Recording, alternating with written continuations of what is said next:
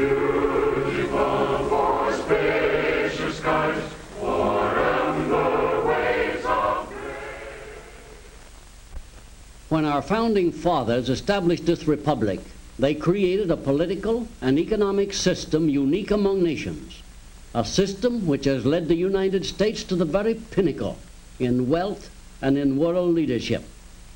This series of programs is being presented to help all of us understand better our advantages under our American way of life. For today's topic, let's join now a group of young people at the National Education Program Workshop in Searcy, Arkansas. At the classroom lectern is Dr. Clifton L. Ganus, Jr., noted young historian. In order to have a proper appreciation of the American economic system, we must know how the national income is divided in America. In other words, we must examine the distribution of the great wealth produced through the operation of American capitalism. Is the distribution widespread, or is the wealth of America concentrated in the hands of a few, as the socialists and communists say? This is the central question for our discussion today. The answer constitutes a tribute to our system. For the wealth produced within American capitalism is widely distributed throughout our population, as we shall see. Basically, an economic system must fulfill two social needs of the population which it serves. First, an adequate production of goods, and second, an equitable distribution of those goods. Of course, there are other measurements of value for an economic system. And in our previous classroom sessions, we have seen how well our own system measures up, how it provides a high degree of economic freedom and great incentives for personal achievement, thus bringing about national progress. We know that American capitalism is morally right because its chief elements, private ownership, the profit motive, and the competitive market, are wholesome and good. They are compatible with God's laws and the teachings of the Bible. And lastly, we know that with her unique economic system, the United States produces 42% of the wealth of the world, although we have only 7% of the world's population and 6% of the land area. To sum it up, our system is morally right. It provides economic freedom and great incentives for development, and its production of goods is unmatched in all human history. This brings us to the central question, the question of distribution. Are these economic benefits under American capitalism being extended to American wage or salary earners? Or would this big segment of the population be better off under socialism or communism? A dramatic answer to this question came from an English socialist who visited America after Great Britain had experienced a socialist system for 5 years. Tell me, who could possibly afford to buy food in a place such as this? Well, this is just an ordinary food market. Most everybody in America shops in stores like this from time to time. You don't have to be a capitalist. It's not a luxury. Look at this, for instance. Competition and big volume keep prices down. I say, begging your pardon, sir, are you a capitalist? What'd you say? What I mean is, what is your work? I'm a railroad engineer. Utterly impossible. Another dramatic answer to the question of America's distribution of wealth was given by a Russian communist who visited America. Who owns all these automobiles? The employees in the plant. That cannot be. The sons of toil, they are chained to their capitalist machines. They are exploited. They have nothing, absolutely nothing under capitalism. The communist was amazed, of course. In communist countries, the workers do not have cars.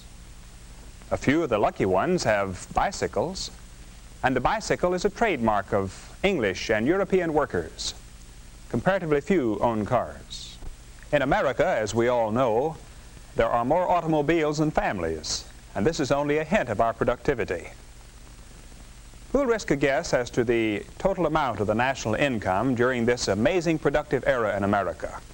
Let's say for the last 25 years. Yes? I would say it would be hundreds of billions. Actually, it's up in the trillions. For the 25-year period just ended, It was $3,780 billion. You get writer's cramp with a figure like that. You may be wondering, who got all this money? To see how this wealth was distributed, let's look at this graph. This represents the total national income. To the employees of America, the wage earners and salaried people, went the biggest amount, 65%. The self-employed, professional people and small business operators got the next share, 9.5%. The farmers and dairymen who supplied food markets and our processing plants with the raw foodstuffs received 6.5%. Stockholders, the people who could save a little money and invest it in business and industry, received 4%. And you will remember that this amount was widely diffused, since there are 18 million stockholders in America today. Their investments of their savings have built new factories, provided new machines and other equipment to make new jobs in industry. The corporations themselves receive 7.5% before payment of taxes. After taxes, they retained only 3.1% of the national income. The people who had property for rent received 4%. And lastly, the bondholders, who provided the cash for new schools, new paving, home loans, and so forth, received 3.5%. Now let's examine the distribution of wealth in another way. Let's examine the income by families. In the most recent year, for which we have statistics, there were approximately 50 million families in the United States. They received an income of approximately $272 billion before taxes. How was this income distributed among these families? Professor Ganus, aren't the majority of our families in the lower income brackets below $3,000 a year? Not at all, John. Nearly 21 million families, or 40%, received an income of $3,000 to $6,000.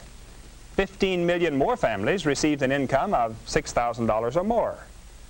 These two groups contain 70% of the population. That leaves only these with an income of $3,000 or less. Not to be overlooked, a good-sized group, 7%, received incomes of $10,000 or more. But only 3% were in the $15,000 and above bracket.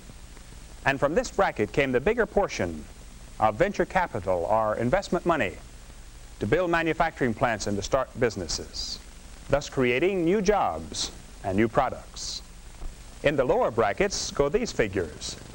12.8% received incomes from $2,000 to $3,000. 10.8% received from $1,000 to $2,000, while 5.7% received less than $1,000. We must remember, however, that in these lower brackets are many farm families whose cash incomes do not strictly reflect their standard of living. Mary, what can be learned from this graph?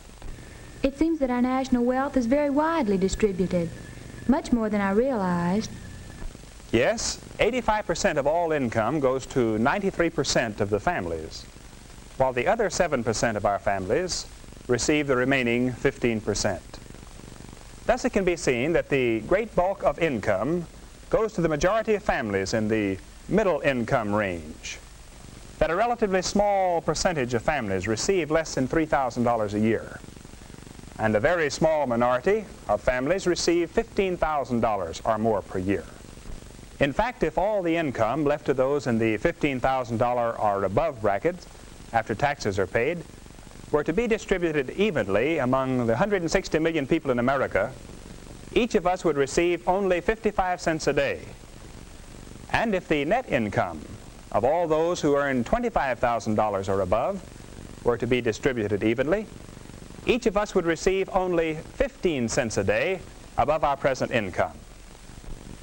So we wouldn't gain much by liquidating the upper income brackets about whom the socialists and communists rave so loudly. It is to the benefit of all Americans that incentives for achievement remain constant in the upper income level, as in all other brackets, so that all Americans may enjoy the benefits from the total brain power and enterprise in our dynamic nation. There is one additional yardstick of our economic well-being in all walks of American life.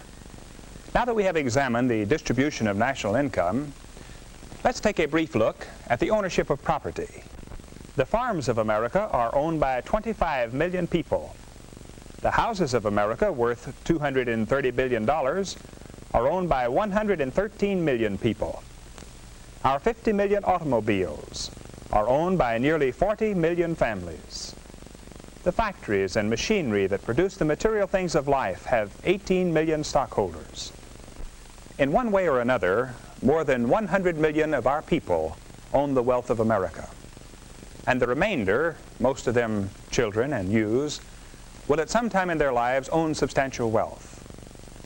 The true facts about American capitalism's distribution of wealth and its great wealth production overshadow anything the communist and socialist have to show. The truth about the distribution of wealth under American capitalism makes Karl Marx the world's worst prophet. Marx, the socialist founder of communism, prophesied that under capitalism, wealth would be concentrated in the hands of fewer and fewer, while the great majority of people would suffer increasing poverty. The fact is that American capitalism has set a new standard for human welfare. And if we keep its basic principles strong and vigorous in the years ahead, the opportunity of every American for a still better living standard will certainly be enhanced. And perhaps even the disciples of socialism and communism will come out of their shadowy pipe dreams and join us in our march of human progress. At our next session, we will discuss the spirit of enterprise. Until then, class dismissed.